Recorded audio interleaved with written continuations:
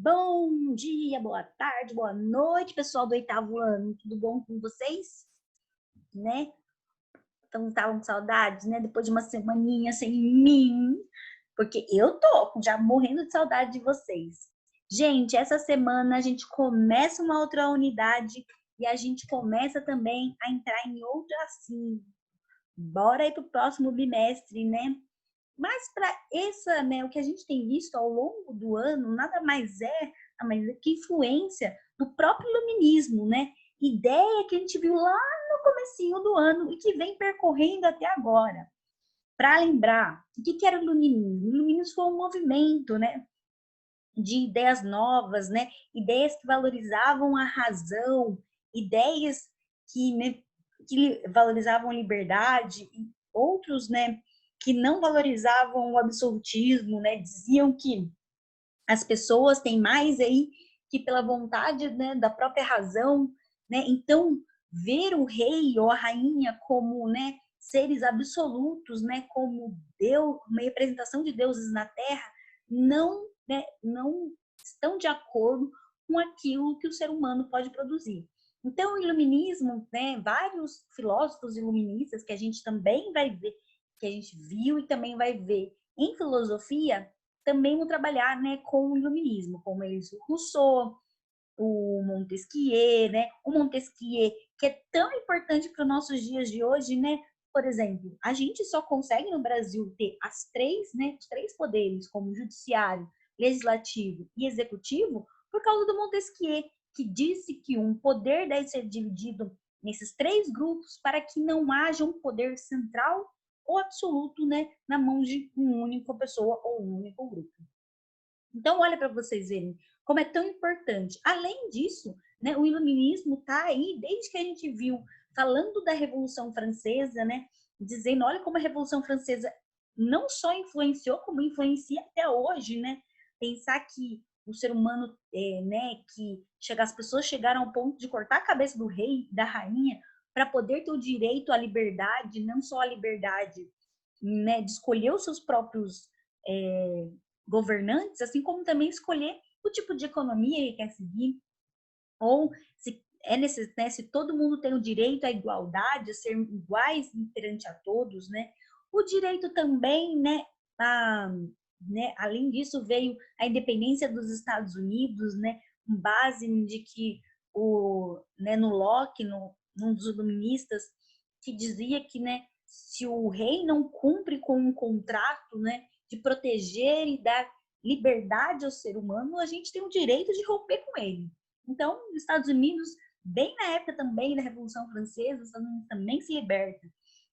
A gente viu também, né, no Brasil aqui já um resquício, né, um cheirinho de querer liberdade, né, a todo custo, né, com a Inconfidência Mineira, a Inconfidência Baiana.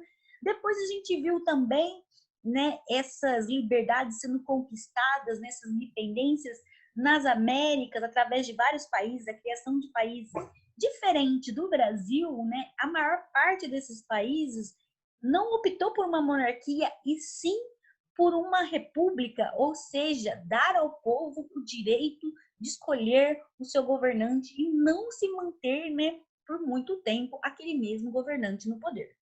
Bom, seguindo essa linha, a gente foi ver agora, né, no último, né, essa última partezinha do mestre, os motivos que levaram ou como que a estruturação de um Brasil para que esse Brasil fosse liberto, para que esse Brasil fosse independente. Como é que a gente conseguiu a nossa independência, né?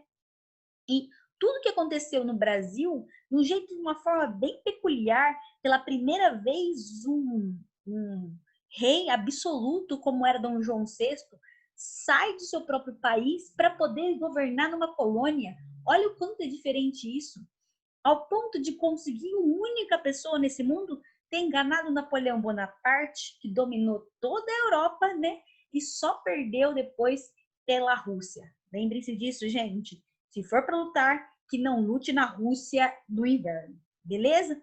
Guardem isso na mente de vocês, porque no futuro a gente vai falar sobre isso. Bom, dando continuidade, né? Finalmente, Dom Pedro I, né, ou Pedrinho, né, como diria seu pai, né? Mantém o Pedro aqui. Quando pede para ele voltar, Pedro fala que não vai, fala que fica. Ou seja, aqui eu fico, aqui ninguém me tira, né? Está proclamada a independência. Mas diferente, né? Como os outros países aqui na América Latina, a gente não foi lá muita guerra para conseguir independência. Na verdade, nossa independência foi conquistada através de uma discussão política muito forte. Tanto que a nossa sociedade não vai mudar completamente, como, por exemplo, com a Revolução Haitiana. A nossa sociedade não vai mudar completamente, como assim nos Estados Unidos, que, de certa forma, acaba mudando com algumas questões. Não completamente, mas muda outras questões. A gente vai ver, né, que Brasil que se constituía agora, a gente era um Brasil já de libertos? A gente era um Brasil de igualdade? Como assim dizia o iluminismo? Nós éramos um Brasil de direitos iguais? Nós éramos um Brasil com uma sociedade livre? Será que a gente foi assim? Bom, acho que disso vocês já entendem bastante. A partir disso que a gente vai ver. Mas diferente, né, do que a gente aprendeu sempre lá muitos anos atrás, na quinta série, na quarta série, vocês vão ver que a mulherada lutou por esse Brasil também, né? E que, na verdade, o nosso Brasil que se constitui hoje em dia tem muito a ver com toda essa miscelândia, né, que a gente já começou a criar lá no período da independência. Então, gente, eu vou inverter um pouquinho. No livro, tá? Começa por um Brasil, a gente discutiu um Brasil política e economicamente, mas eu vou inverter e vamos falar primeiro, né, da nossa cultura, vamos falar primeiro da nossa sociedade, né? Será que se Dom Pedro tivesse feito logo de cara um Brasil totalmente livre, lutado por isso, criado uma república, bota bolar uma república lá, ou se ele tivesse logo dado, né, liberdade aos escravos, a gente talvez tivesse, né, o racismo que a gente tem hoje, né, um racismo estrutural, né, tá ali sempre sendo discutido, mas nunca realmente a gente muito muda sobre isso. Ou será que, né, se a gente tivesse desde o começo botado uma república como os países na América Latina, a gente ainda teria gente buscando, querendo a monarquia no Brasil? Porque se vocês não sabem, tem muita gente por aí querendo ainda monarquismo no Brasil. Bom, vou passar esse material para vocês, gente, como sempre, e a gente vai falar um pouquinho sobre carnaval também hoje, né? Já que o carnaval é uma coisa, né, uma festa que, né, representa lá fora o que o Brasil é, pelo menos a gente vai saber da onde que veio esse tal de carnaval, né? Como sempre, depois eu vou passar esse material aqui para vocês, né? Para vocês, né, terem. Deixa aqui, gente. Deixa eu fazer aqui essa que vai colocar desde o comecinho aqui para vocês, né? Dessa aulinha. Esse Brasil que a gente conquista depois da independência vai ser chamado de primeiro reinado, né? Ou porque primeiro reinado ou primeiro império, né? Porque a gente vai ter o primeiro imperador do Brasil, né? O primeiro rei no Brasil, que vai governar de 1822, o Pedrinho, a 1931, quando ele vai voltar para Portugal para tentar conseguir, né, o lugarzinho dele de ficar aqui quando o pai dele morre, lá em Portugal. Quando o Brasil, nós viramos, né, a este Brasil finalmente, né, um país independente, é essa bandeira que é a primeira bandeira do nosso país, gente. Já tem, né, esse né, jeitinho brasileiro, só que ao invés de ter, né, o Ordem e o Progresso, que vai ser criado depois para a República, tem o brasão da família imperial ainda portuguesa, né? E tem aqui do lado, para vocês verem, né, cachos do café, para que era uma das plantas principais, né, mais plantadas no Brasil, e que também tem um simbolismo muito grande da família real portuguesa ainda. Mas aí você pensa, né? O Brasil virou independente. A gente já não pertencia mais a Portugal. Por que a gente vai ter o brasão da família portuguesa aqui? Bom, simplesmente porque o Dom Pedro, ele era filho do Dom João, né, VI, ele era português, né, nascido em Portugal, ele era um rei português, né, se torna um rei aqui, mas ainda um rei português, né. Bom, para variar, a gente, né, esse ano a gente não vai ter uma comemoração do 7 de setembro na rua ali, né, tudo mais, né, mas a gente se torna em 1822 o Brasil, um país independente. Entretanto, um país independente com a mesma monarquia. Olha que coisa incrível, né? A gente vai ser um império até 1889, quando finalmente a gente consegue a nossa república, né? E vai conseguir votar em quem a gente teoricamente quer. O primeiro reinado vai ser do Dom Pedrinho I, né? Que vai ser de 1822, de acordo com a independência, até 1831, quando o Pedrinho tenta ir para Portugal, tentar recuperar a sua coroa lá em Portugal. Ele deixando aqui o seu filho, que vai só comandar o Brasil realmente de 1840 a 1889, quando acontece a República. No caso do Pedrinho II, né, ele vai se tornar um dos primeiros, né, reis muito novinho, gente, muito novinho. Ele só deveria assumir com 18 anos. Entretanto, haverá coisas aí no caminho, né? Vocês viram essa imagem, né? Eu trabalhei essa imagem com vocês na última aula, que é teoricamente o grito de independência do Pedrinho, né? Primeiro, né? Que é este aqui. Só que qual que é o problema dessa imagem? Essa imagem é uma grande construção.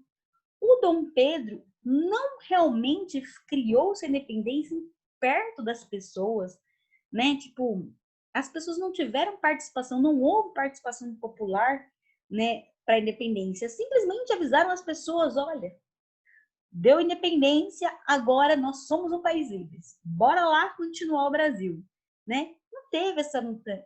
No máximo, o que teve participação popular foram alguns conflitos no Brasil contra a frota portuguesa, que ainda não tinha assinado a independência do Brasil.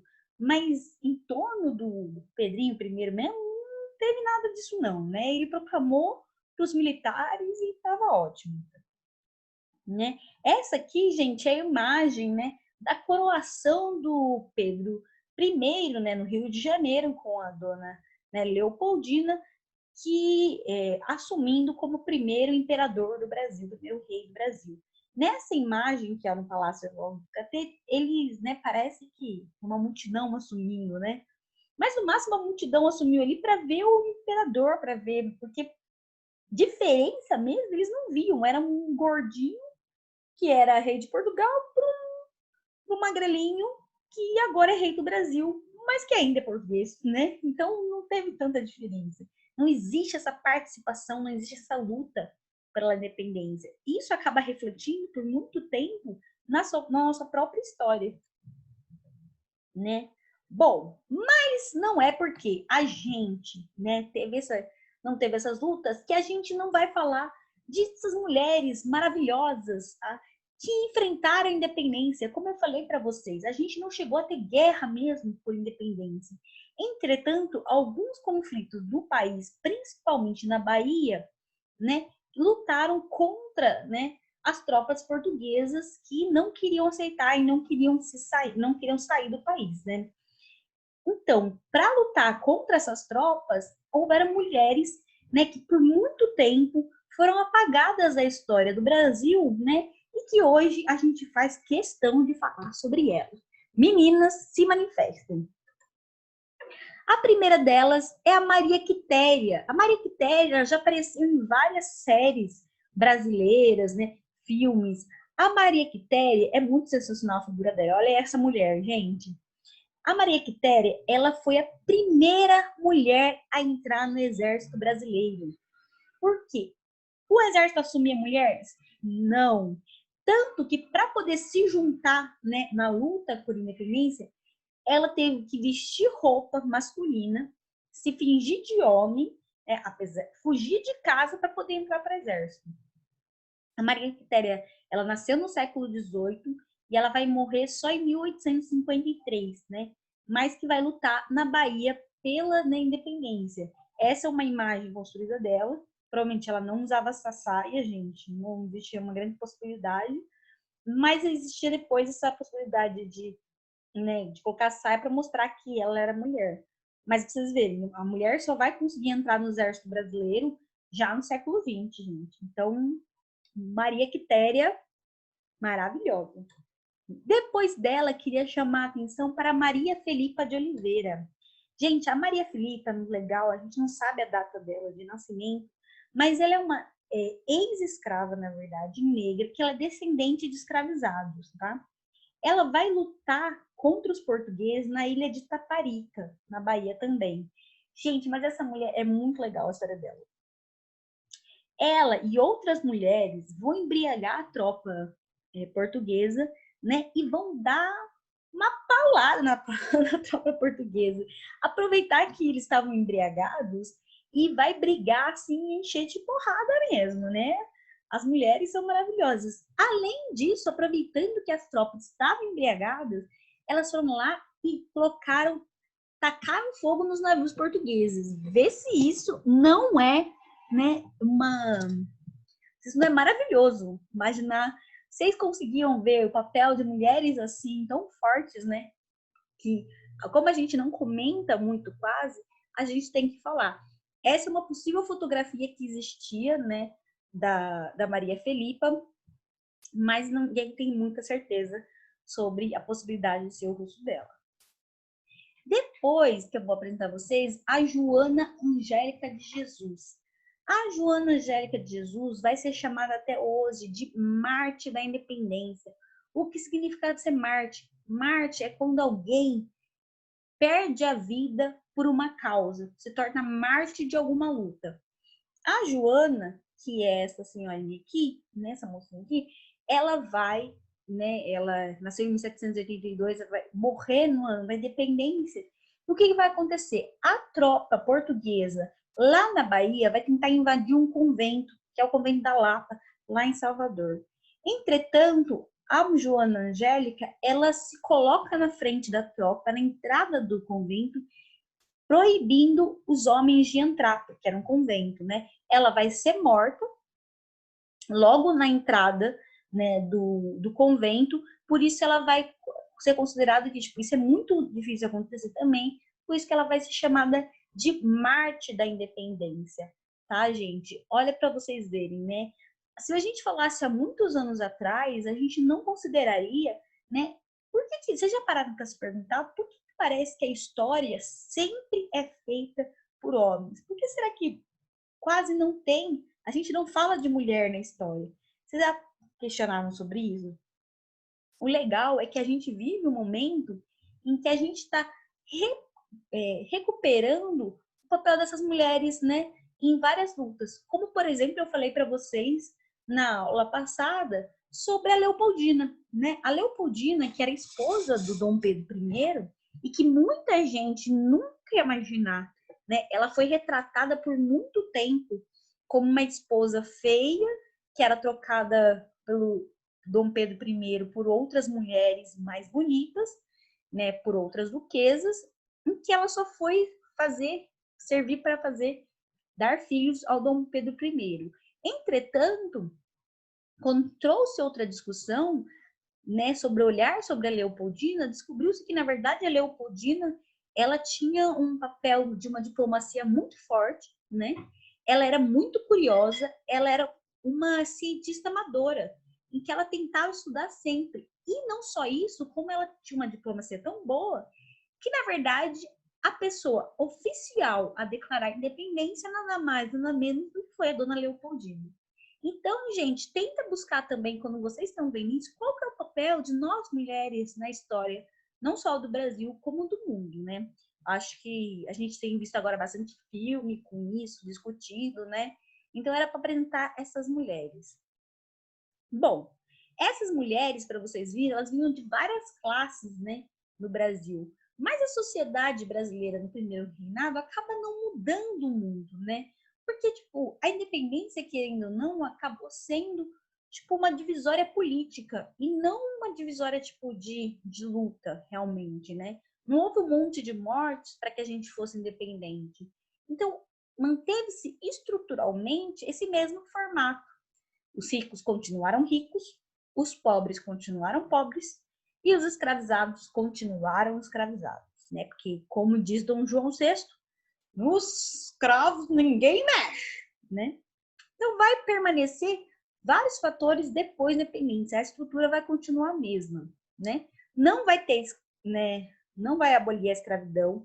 A escravidão só vai ser abolida em 88 pela princesa Isabel, né? Ou seja, pela princesa Isabel, representando o pai dela, o Dom Pedro II, em 88, um ano antes da República. E isso vai ter muita influência na República, na proclamação. Não vai ter reforma agrária, gente. É como eu falei, os donos de grandes terras no Brasil vão continuar ricos sendo donos de grandes terras no Brasil, né? E os pobres que não têm terra nenhuma vão continuar sem terra nenhuma, né? A elite vai continuar de latifundiários, ou seja, aqueles caras que são em fazendas enormes. Até hoje no Brasil a gente mantém a mesma estrutura, gente. Quantas pessoas no Brasil possuem realmente latifúndios enormes? Pouquíssimas. E são famílias que passam de pai para filho, né? Tipo, são herança esses grandes latifúndios. E parte também desses latifúndios vem, ó, desde lá, né? Quase da independência. Então, essas famílias continuam com o mesmo poder monetário, dinheiro, e vão passando, e vão passando. Os grandes comerciantes vão continuar sendo grandes comerciantes, e os funcionários de cargo de alto cargo vão continuar sendo, principalmente portugueses, tá? Porque os portugueses que ficaram no Brasil vão ficar no Brasil e vão continuar, né, sendo privilegiados pelo Dom Pedro, porque o Dom Pedrinho, né, Pedrinho é português. Dará, você acha que o Pedrinho vai assumir, né, dar melhor cargos para brasileiros? Não, vai assumir dar cargo para português mesmo. A classe média vai ser considerada ainda até hoje o que a gente chama de profissionais liberais, que são aqueles profissionais como advogados, médicos, né, que eles vendem a própria forma de trabalho, o seu próprio serviço é uma forma de trabalho. Professores, né, pequenos comerciantes, militares de baixa patente, porque os militares de alta patente, generais, né, como fala, sargento, né, coronéis. Gente, até hoje no Brasil eles são que ganham muito dinheiro, né? Então eles continuam sendo a elite brasileira, né? Baixo clero, agricultores vão continuar sendo de classe média. Quem quer abaixo, né? Trabalhadores livres, trabalhadores aqueles que vendem, né, sua mão de obra, mas sem ser especializadas. Então, o pessoal que trabalha no porto, o pessoal que trabalha tipo no mercado, o pessoal que trabalha, né, que normalmente não tem nenhum estudo, né, só tem a força do trabalho, que é a classe baixa, e que normalmente não tem pós. Continua sendo a classe baixa no Brasil até hoje. No caso também, classe baixa são ex-escravos, né? Porque naquele momento, imagina, gente, se o racismo já é forte hoje, imagina aquele momento em que a escravidão nem tinha acabado. Os escravos que conseguiam realmente pagar por sua liberdade quase não tinham chances de subir na carreira ou subir no trabalho como qualquer outro, né? Sempre vai existir a questão do racismo. E por último, temos os próprios escravos, né? Que muitas vezes eram vendidos, né? Pertenciam à pessoa, ou nas grandes cidades, como Rio de Janeiro e São Paulo, muitos dos escravos, né? Eles eram alugados. Não, vocês sabiam disso? Né? Escravo nem sempre trabalhava na lavoura. Muitas vezes eles trabalhavam no comércio também, né? Trabalhando no comércio, esse escravo vai valer, né? Ele vai acabar sendo alugado. Muitas vezes é nesse momento que o escravo vai conseguir juntar um dinheiro e conseguir pagar a própria liberdade. A gente vai falar um pouquinho disso. Essa imagem do Debré, ela é super clássica, né? De que, né, o escravizado dentro da casa, né, da casa grande, né, que a família, né, lida com os escravos, né, os bebês são escravizados e são aqueles escravos que são dentro da casa, que normalmente são escravizados que vão durar, né, de vida, longevidade, mais tempo daqueles que trabalham na lavoura. Há os escravos também, que eu falei para vocês, que são normalmente alugados e que vão trabalhar principalmente para o comércio, né? Que compensa muito mais, né, alugar um escravo, porque um escravo chegou um momento, depois de um tempo, a se tornar um produto que era difícil manter. Então era mais fácil você alugá-lo para manter, né?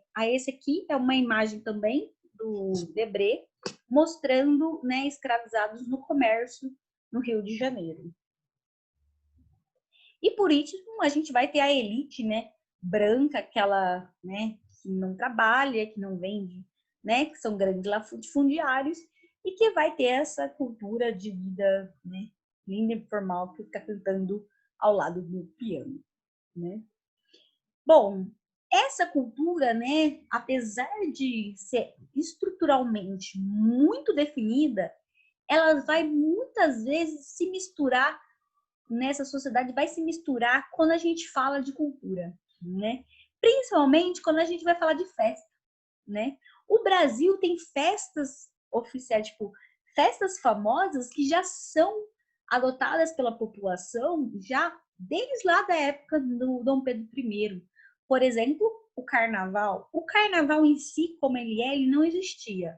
Era o que a gente chamava de intrudo. É o intrudo que vai dar, né, forma para o que vai ser o carnaval hoje em dia.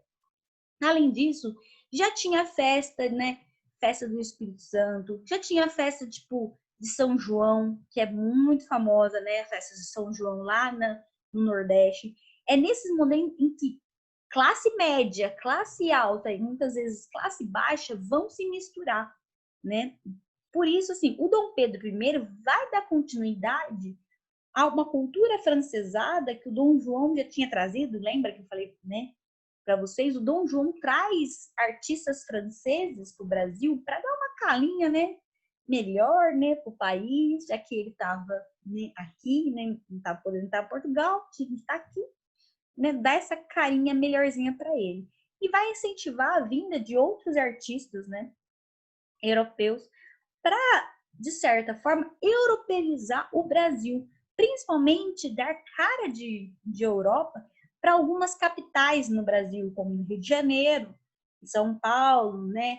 Lá em Belém, né? Salvador, vai melhorar a educação e a cultura aqui. Pois vai trazer, né, peças de teatro. Naquele momento, quase toda a classe alta falava francês fluentemente, tá? Falava espanhol fluentemente, falava inglês fluentemente. Então, vai vir peças, né, do mundo inteiro para se apresentar, por exemplo, no Rio de Janeiro.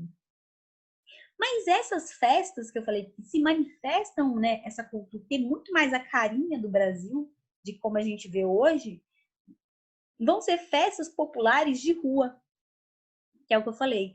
E essas festas, elas vão ser uma mistura de várias culturas, como os africanos, por causa dos, né, escravizados vindo da África, vai vir dos indígenas, né? Vai ter bastante, né? Principalmente em regiões como o norte né, o norte do Brasil vai ter muita, como Belém, por exemplo, vai ter muita influência indígena e principalmente portuguesa, né? Que a elite vai adotar várias festas, né? Principalmente cristãs. Portugal é muito católico, vai adotar várias festas católicas e vai trazer, se misturando, né? Se apropriando aqui no Brasil, né? Essa festa, né, que eu falei para vocês, vão ter essa carinha que vão ser chamados de intrudo no momento. Vou mostrar para vocês. No intrudo, que é essa festa que precede, né, é o que vai dar forma ao carnaval, se tocava muito na época um tipo de dança, apresentava-se muito uma dança que era uma mistura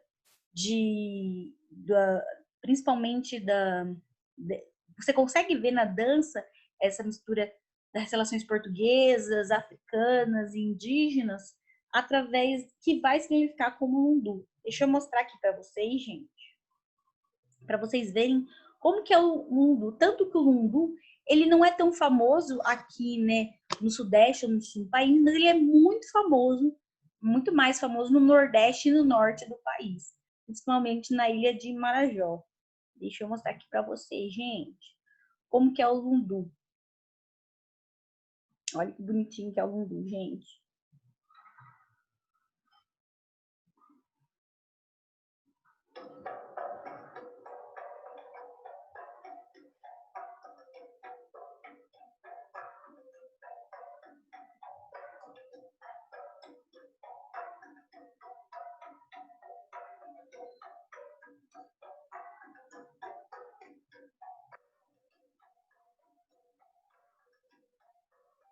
Consegue ver, né, a influência africana nela. Mas o batuque vai ter uma mistura também de portuguesa.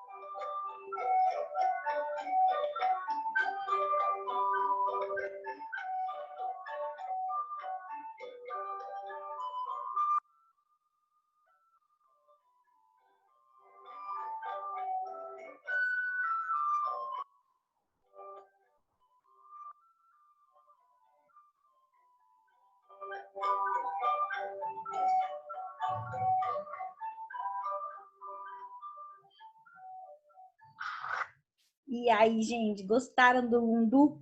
Então, o lundu, né, que é essa primeira mistura, né,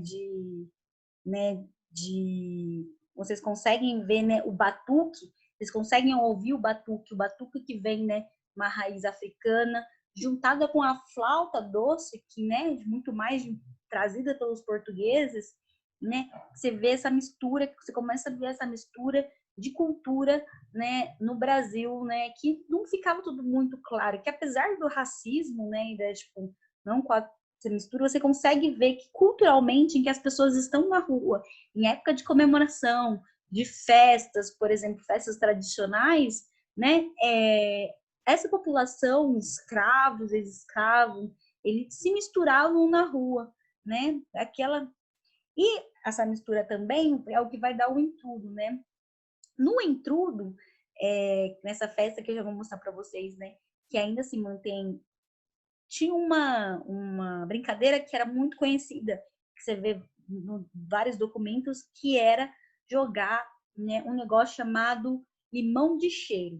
Essas imagens aqui, ó, gente, eram imagens, né, de jornais do Rio de Janeiro, né, no século XIX, né, logo depois da independência, em que as pessoas jogavam o limão de cheiro. O limão de cheiro, gente, era um, uma bolinha, né, feita de cera bem fina, assim, que se colocava água cheirosa dentro, água com limão, água com lavanda, né, e que você tacava nas pessoas, né, você jogava nas pessoas, principalmente a elite jogava, né, quando via, né, o intrudo, a festa do intrudo passando, acontecendo, era costume jogar essas águas de cheiro nas pessoas, né, na parte de baixo. Para vocês verem como que se mantém ainda certos costumes do século XIX nessa festa, tem uma cidadezinha aqui perto de São Paulo que chama São Luís do Paraitinga, que tem um carnaval muito famoso, que é por marchinhas. A cidade é bem antiga, é uma cidade também do século XIX de preservação, e que as pessoas vão passando na rua e as casinhas de preservação são muito parecidas com essa. Então o pessoal fica aqui em cima jogando água nos grupos de carnavalescos que vão passando embaixo. Então a diversão é essa, joga água no pessoal, vai todo mundo cantando, né, as festinhas, musiquinhas aqui embaixo, e né, para vocês verem como certas culturas, né, certas ações culturais, elas se mantêm com a gente, né? Para vocês entenderem como que é um pouco do intrudo e como que a gente acabou virando carnaval, vou mostrar para vocês essa reportagem que fala do intrudo, né? E que a gente está recuperando muito desses costumes, por exemplo, no Lundu, que estava esquecido por muito tempo e ficado em várias, só algumas partes, regiões do país, mas que está voltando a ser resgatado principalmente por centros de cultura no Brasil. Deixa eu mostrar aqui para vocês, gente, né? Para vocês verem como que é sobre o intrudo. A tradição do carnaval é um pouco diferente. A folia é comemorada com o intrudo. A Aurora Fernandes foi até Arraias para explicar para a gente como é a festa por lá. Olha, mania de jogar água.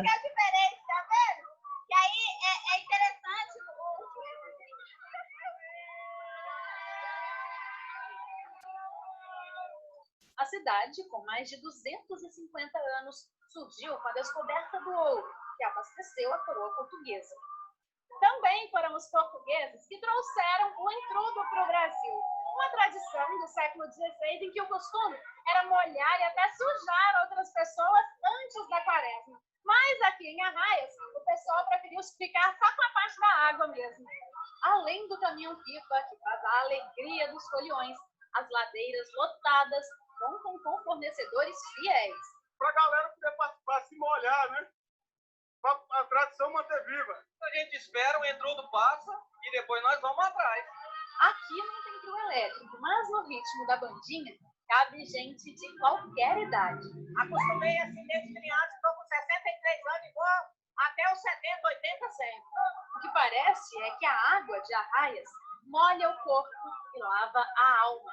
A pessoa que vem uma vez aqui não esquece mais, todo ano está aqui.